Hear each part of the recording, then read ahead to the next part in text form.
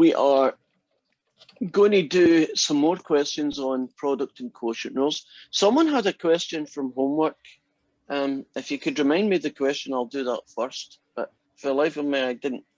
I wrote it down and then I lost it. So the person who wants that question, could you ask me it again, and I'll do it right now.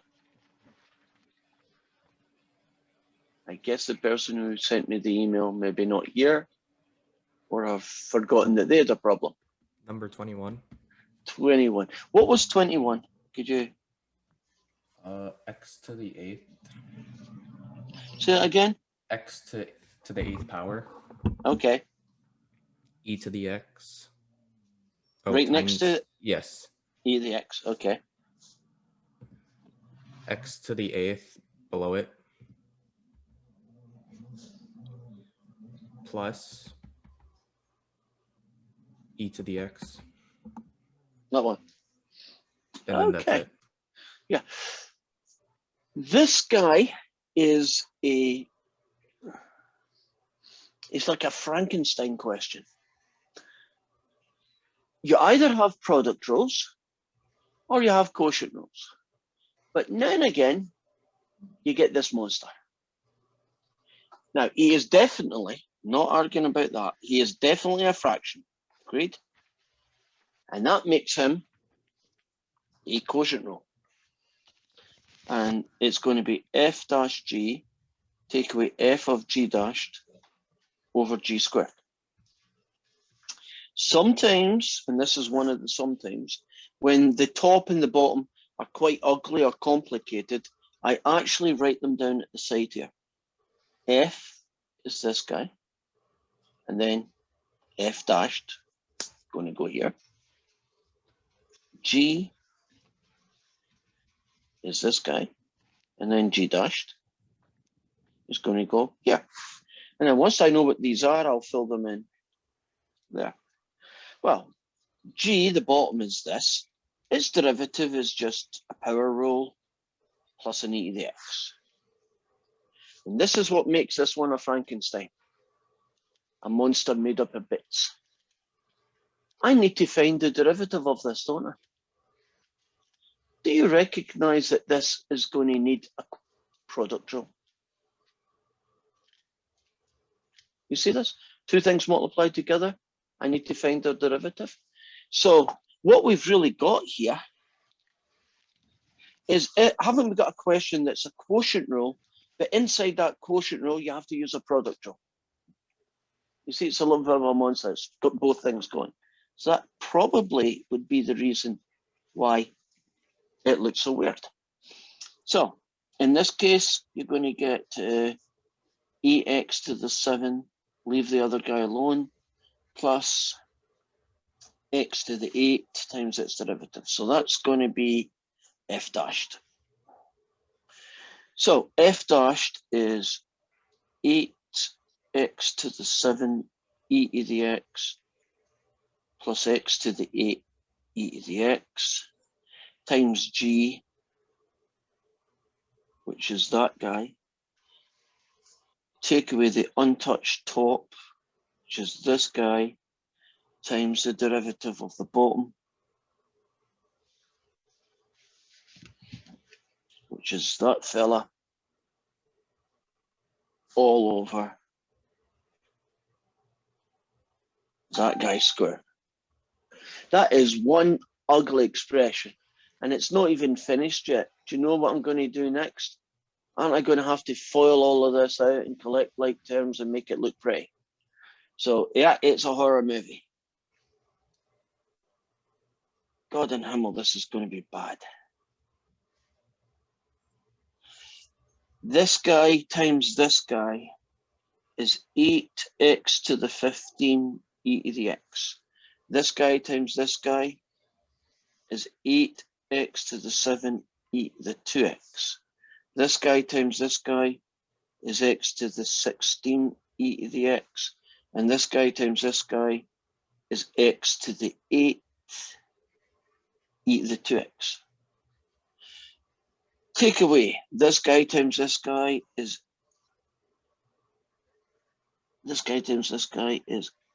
x to the 15 e to the x. This guy times this guy is take away x to the 8 e to the 2x. Okay, there better be some carnage right now, or else this is just going to be ridiculously ugly. Okay, what we got? We got anything that kills off anything here? Oh, how about this guy here gets killed off by that one? Okay, that's something. I'm looking for anything else going on. I can't see anything else. Can anybody else see anything killing off anything else? The negative x to the 15th could get killed off because it's an 8x to the 15th in front, right? Okay, so at least I can combine them, right, and get, what, 7? Okay, so I'll do that. So there's 7 of these guys. There's 8 of these guys. And it looks like there's 16 of these guys. Okay. Shouldn't the negative x to the 15th e to the x, shouldn't that be negative 8x to the 15th? Oh, they're just being added. So an 8 of these take away 1 of these leaves you with 7 of these. No, but shouldn't that be a negative x to the 15th if you factor it, because it's x to the 8th e to the x, and then it's 8x to the 7th. So are you saying that I did this wrong, essentially? Yeah, if you... Yes, you are right. I did that wrong. So that guy does kill this guy off. So, well, it looks a little bit better than it did a second ago. Looks like there are only 2 guys left alive then. Unless I made another mistake somewhere. Yeah, it's looking good. Looking better. We'll keep going until we can do no more. Right. Is there anything common factor that you could take out at the top?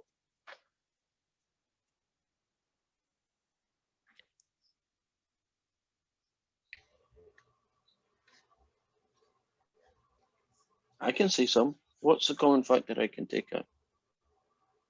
X to the 7 and e to the x. And e to the x as well. 8 left over, e to the x. You know, you can pull one of these out and leave one behind. And this fella, looks like you've got that guy. Okay. Whoa, that is ugly. God, that is ugly.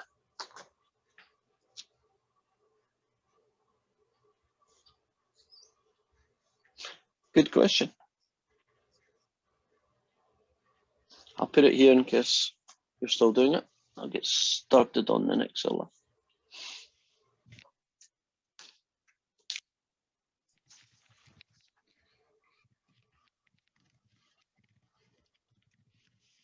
So the next fella is going to be how to find the equation of a tangent line.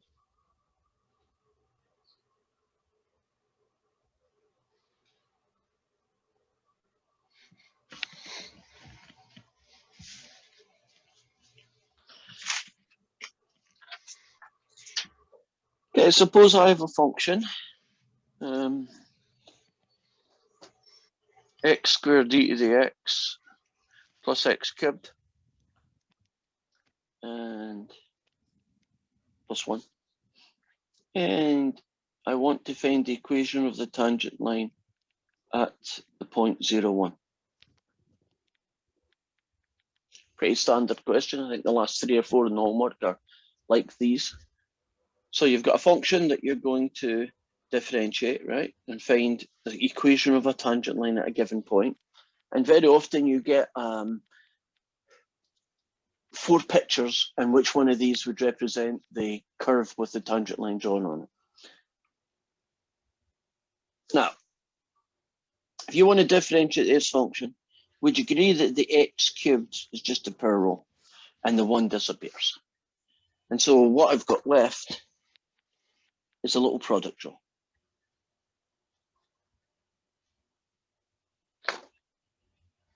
And so the derivative is 2x e to the x plus x squared e to the x plus 3x squared. And I guess I could pull out, well, not actually that much. I guess I could pull out an x. And that's the derivative. So if you want to find the equation of a tangent line, you start by finding the derivative of the function. Now, to get the equation of the tangent line, don't we need to know two things? We need to know the slope, and we need to know the coordinates of the point. Well, I already know the coordinates of the point, and I should be able to get the slope pretty quickly. Isn't the x coordinate of this point 0?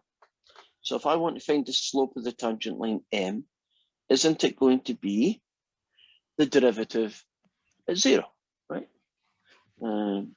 Oh, well, too late now.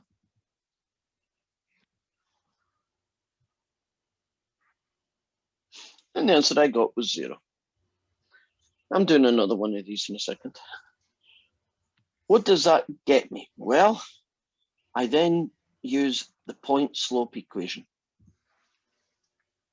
In this case, y minus 1, 0, x take away 0, y minus 1 is 0, y equals 1. And the equation of the tangent line to this curve at the point 0, 1 is y equals 1. Now, the reason I went O is 0 slopes can happen. I just don't like it when they happen, because aren't 0 slopes mean the tangent line is a horizontal line? And that's why you got a funny equation here, because aren't horizontal lines y equals something, right? But in the next one that I pick, I'm going to make sure that's a number like 3 or something so we can do it. So the second part of that question would be to show it using Desmos, right, to graph it. So I'm going into Desmos. And the guy that we started with is going to be y equals x squared e to the x. Now, do I need e or will I accept e? I can't remember. I think it accepts e, good. That plus is not there. There we go. And then I'm going to add an x cubed to that. And I'll add a 1. And then y equals 1. Yeah, if I move this around a little bit and zoom in, pull that across, does that look like a tangent line to you at x equals 0? Let's suppose I screwed up. Let's suppose for some reason I thought the slope was 1. Can you see at x equals 0? Ain't matching. So you can use that, especially in tests where you don't know what the right answer is. And web assign, if you get it right, you know it's right because it tells you you're right. Okay, let's try another one, but this time one that does actually give you an answer that is not 0. So how about x squared plus 1 over x plus 3? So I'm now going to do the derivative of this guy. And I'm going to do it at the point 1, a half. So the question would be, find the slope of the tangent line to this curve at the point 1, a half. So I'm going to find its derivative. I don't think we have any issues. Would you agree it's clearly going to be a quotient rule? The top is x squared plus 1. The bottom is just x plus 3. So if you differentiate the top, you get 2x. You leave the bottom alone. Take away, you leave the top alone, and you differentiate the bottom and square the bottom. If I distribute this, I get 2x squared plus 6x. Take away an x squared, take away a 1. And that becomes x squared plus 6x take away 1 over x plus 3 squared. Yeah, I can't do it anymore.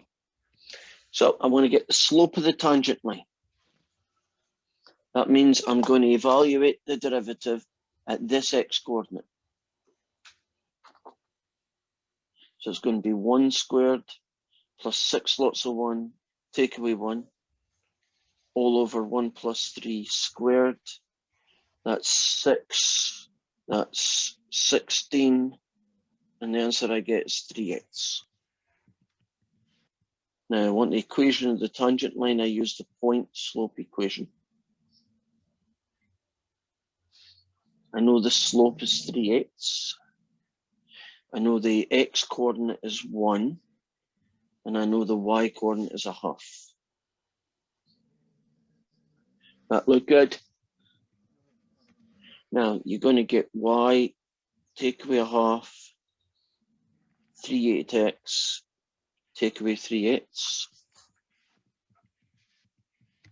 Add 1/2 to both sides. And we are finished. And I showed this to my other calc class and I'm slightly amazed. So it's nice to be amazed. Do you know that your TI-84 can add and subtract fractions and multiply and divide and do usual things? Evidently, a lot of them didn't know that. So here goes. -3/8 plus 1/4. You type in -3 divided by 8. That's -3/8. Add 1 divided by 2. So that's -3/8. Oops. Add a, well, it is add 1/2, right? -3/8 add 1/2. And you get that, which isn't what you want. You want a fraction. But you then hit the math button. And choice 1 takes your answer. And it turns into a fraction. So you get 3/8x plus 1/8. Did you know that your calculator could do fractions? Already knew it. Okay, it must be just the other class was, they didn't know it. Or no, I'll rephrase that. Some of them didn't know it. Right, let's do the last part of that. Let's go and check it out in Desmos. So I'm going to put the rational function in first. I'm going to do y equals, put a bracket in, x squared plus 1, close the brackets, divide, and on the bottom I should be able to do x add 3. There we go. Pretty boring curve really, isn't it? None that special. On the second one, it's going to be y equals, it's 3/8 with an x plus a 1x. And we are looking at the point 1, 1/2. So let me zoom in. Oh, am I good or am I good? Does that look like a tangent line to you? It looks like one to me. I know I've done it right. We are, I hope, finished as far as product and quotient rule are for a little while. Okay, I've got, what the heck is going on here? Right, there we go.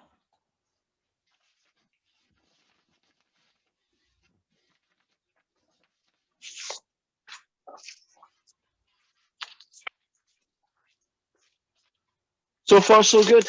Are you happy with product rules, quotient rules, and equations of tangent lines? That's pretty much what that section is about. We're going to start our next section now.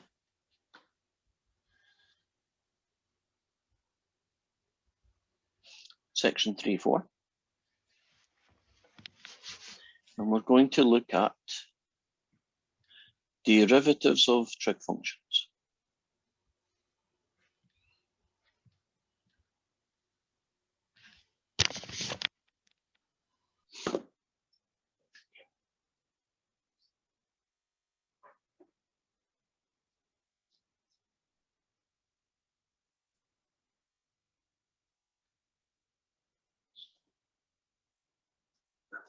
Okay, I'm pausing here because there we go. I was getting some background paper sounds that were kind of distracting. Okay, so you'll have to hit the spacebar if you want to talk. Okay, derivatives of trig functions. Now I know that you've done 142 or you tested out of it. Either way, you should know quite a few things about trig. You're probably going to find in the next couple of days how much you've forgotten, but hopefully it'll come back to you. There are 6 trig functions, 6 trig ratios. We are going to find the derivative of all 6 of them. I'm going to put it in a little table.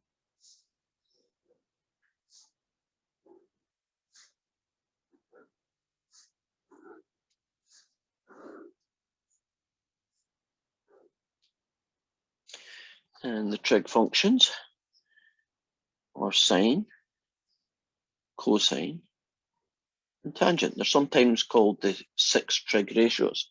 What are the other 3 called? That's your first little memory jog question. Secant, cosecant, and cotangent. Okay, so I'm going to put the cotangent here. I'm going to put the secant here. And I'm going to put the cosecant here. These last 3 are actually the reciprocals of the top 3. So the cotangent is the reciprocal, right? It's 1 over tangent. A lot of people get these 2 mixed up.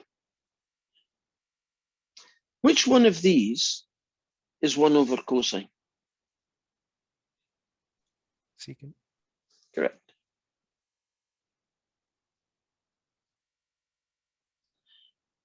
And it's a funny naming thing. Doesn't cosecant have a cosine kind of sound in it? So you think it's 1 over the cosine?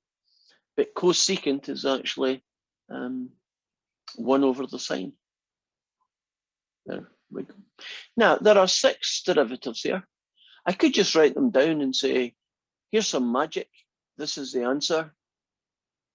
Memorize them. But I don't want to. So I'm going to try and prove to you some of them. Well, actually, one of them. And then the others I can use calculus for. So imagine that you are the first person who was given that job. And we are going to look at finding the derivative of sine x.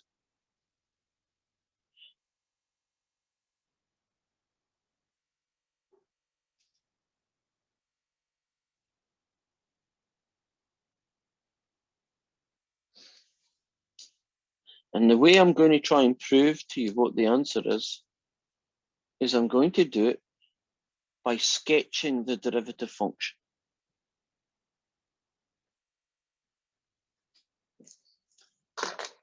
Okay. Can you pretend that I drew that better than it did, right? Now, if you take any function, including the sine function, it repeats itself forever, and you wanted to draw a sketch of its derivative, won't you find the places where the derivative is 0? And then you drop these little dotted lines, project them. They're not really there, they're just there to help you draw the thing, right?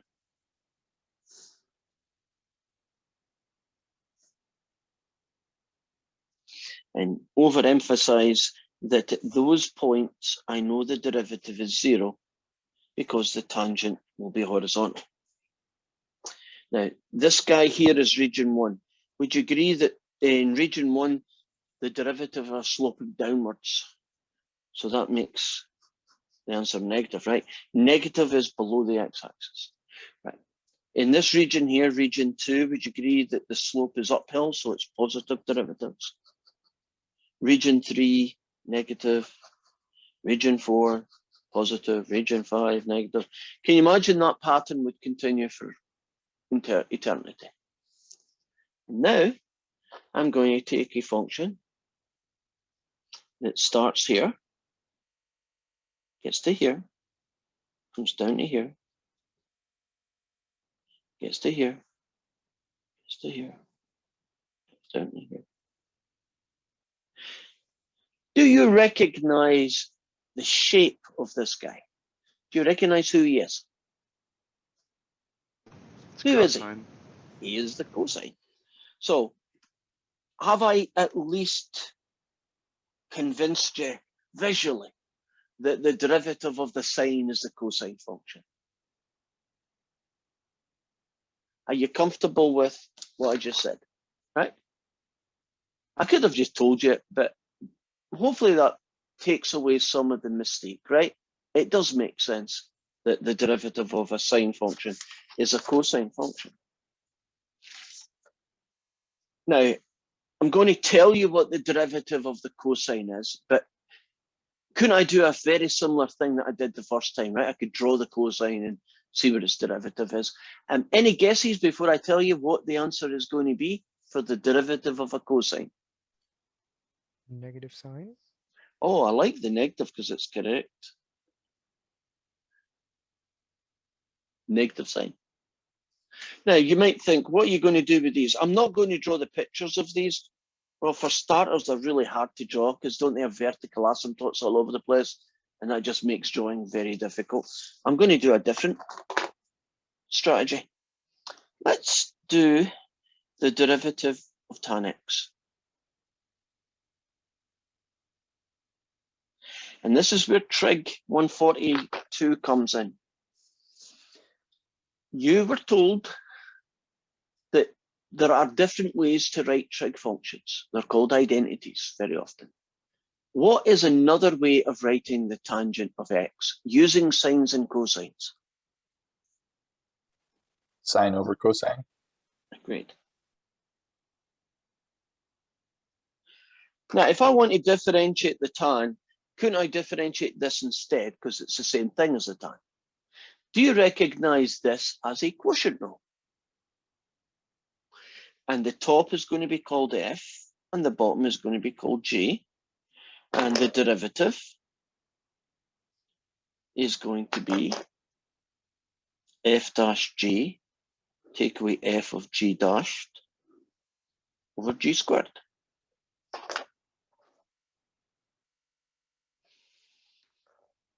If you differentiate a sine, you get a cosine. And you leave the other guy alone, you get that. Take away, you leave the top guy alone.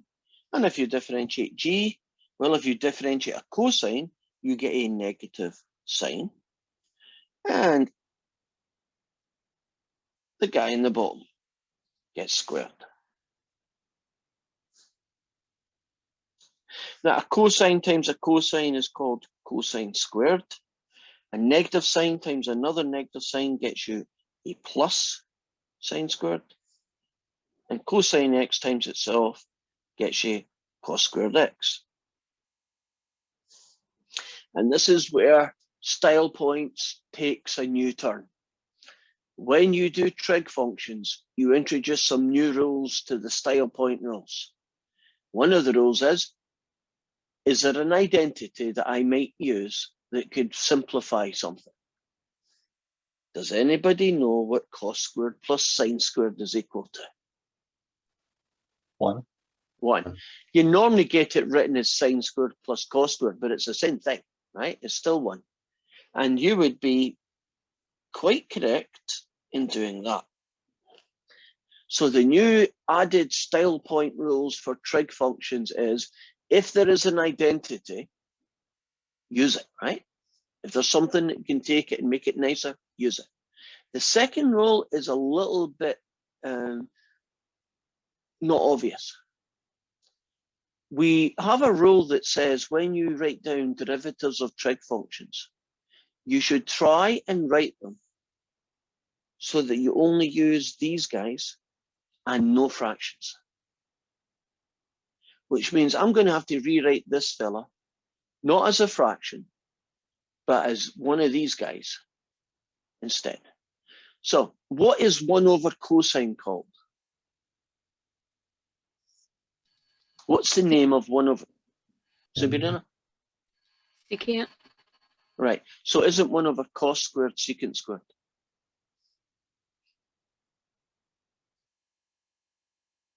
And that is the answer to the derivative of a tan function.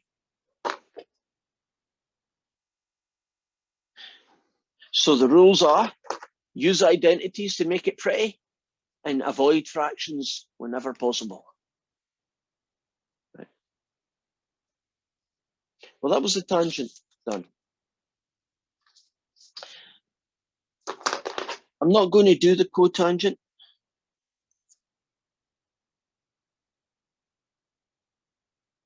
Can you just trust me that you would just call it, well, wouldn't the cotangent be called cosine x on top, sine x on the bottom, and it would look very similar to this, right?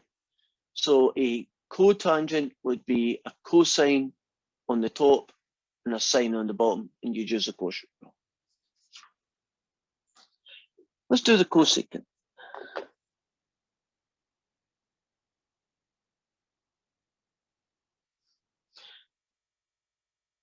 Well, I need to write cosecant x using sines or cosines. That's kind of my starting point. What will the cosecant of x look like if you use it with a sine or a cosine? 1 over sine. Now that I've written it that way, do you see that it's actually a quotient rule? And so its derivative is going to be f dash g, take away f of g dashed, all over g squared. What do you get when you differentiate 1? The number 1. Agreed. Times untouched bottom. Take away 1 times the derivative of a sine is a cosine, all over the guy in the bottom squared. You now have negative cosine x, sine squared x. And we are going to make this guy look pretty. And I'm going to tell you what is not the answer. You're going to think, quite sensibly, that I could just write it like that. Yeah, a sine on the bottom is called a cosecant, a sine squared is called a cosecant squared. And that is correct in the sense that these are definitely equal to each other, but it's not considered the style point version. That's what makes trig so clunky at times. Isn't there lots of different ways of writing the same damn thing? And you have to be aware of that. This doesn't have any identities yet, but it will have in a minute.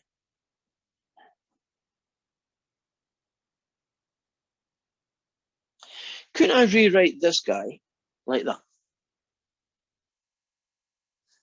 What do you call a cosine over a sine?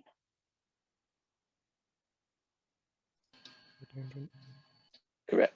So what you get is a negative cotangent cosecant x. And they always put the cosecant first. That is the derivative of cosecant. So you get negative cosecant x cotangent x. And if you did secant, you'd call it 1 over cosine and it'd look very similar. And if you did secant, the answer ends up being secant x tan x.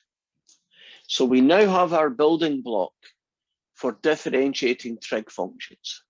Right? If I want to differentiate a secant, it's this. I want to do a cosine, its derivative is this. Right? These are our kind of go-to table when you see trig functions being differentiated. Now, a couple of things about this table. It's great if you just have a great memory, but there are ways to reduce mistakes. Do you notice that some of them are plus and some are negative? And one of the most common mistakes is people get the sign wrong. They call it a plus when it should be a negative, or they call it a negative thing when it should be a plus. So here's one short way of remembering which it is. If the original starts with a C its derivative is negative. If the original starts with a c, the derivative is negative. That's how you keep track of, is it plus or minus, right? If it starts with a c, if it's a cosecant, or a cosine, or cotangent, you know it's going to be negative something. And then you just have to figure out what the something is. Or at least it'll keep the sign right. You know, that's a bad word, doesn't it? Because doesn't sign also mean sign as in trig? I mean S-I-G-N. It keeps the sign correct.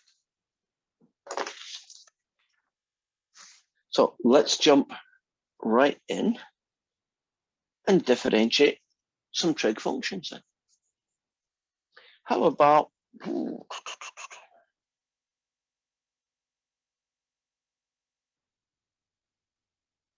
let's not go too crazy yet. Would you agree that this is a quotient rule? It's hard to, I think anyway, isn't it hard to mix up a product rule from a quotient rule? I mean, they just kind of look obviously product, or they look obviously quotient, right? It's unlikely you're going to screw that up. So it's going to be an f dashed g, take away f of g dashed over g squared. If you differentiate a sine, you get a cosine, and then you leave the bottom alone.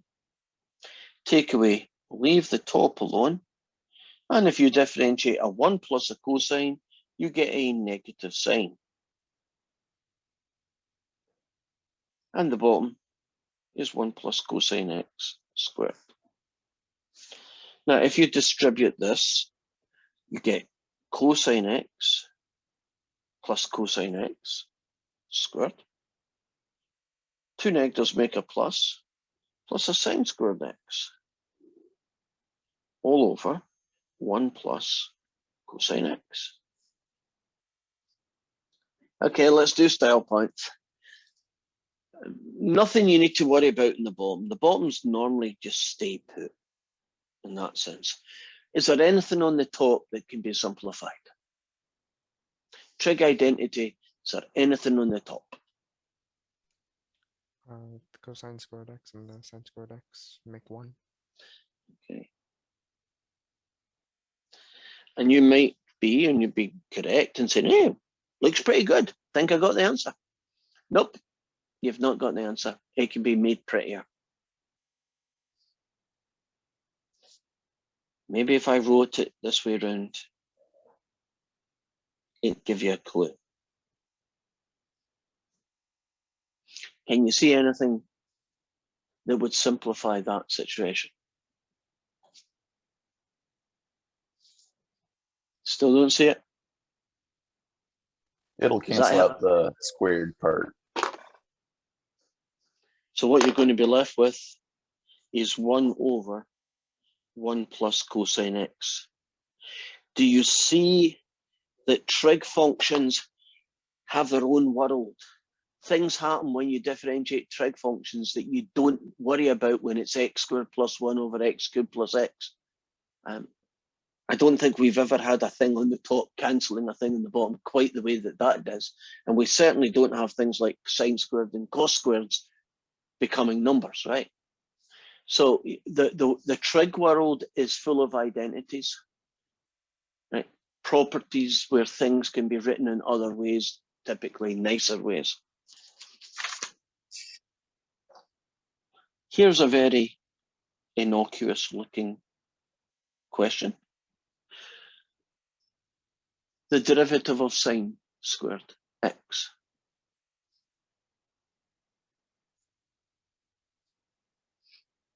It's the last question for today. I need help. I can't differentiate sine squared x. It ain't a product and it ain't a quotient. I'm stuck, right? So unstuck me. What do I do? Take that third part, sin x and sin x. Agreed? Figure a way of making a product. Agreed? Now, this fella is f dashed g plus f of g dashed. If you differentiate a sine, you get a cosine. You leave the other one alone, it's sine. Add, you leave the first one alone, and you differentiate the other one. And what you now have is 2 sine x cosine x. And you'd be quite happy and think, yeah, that's pretty good, nice. I like that. It looks simple. And the answer is, nope, you can do better. There is a trig identity for 2 sine x cosine x.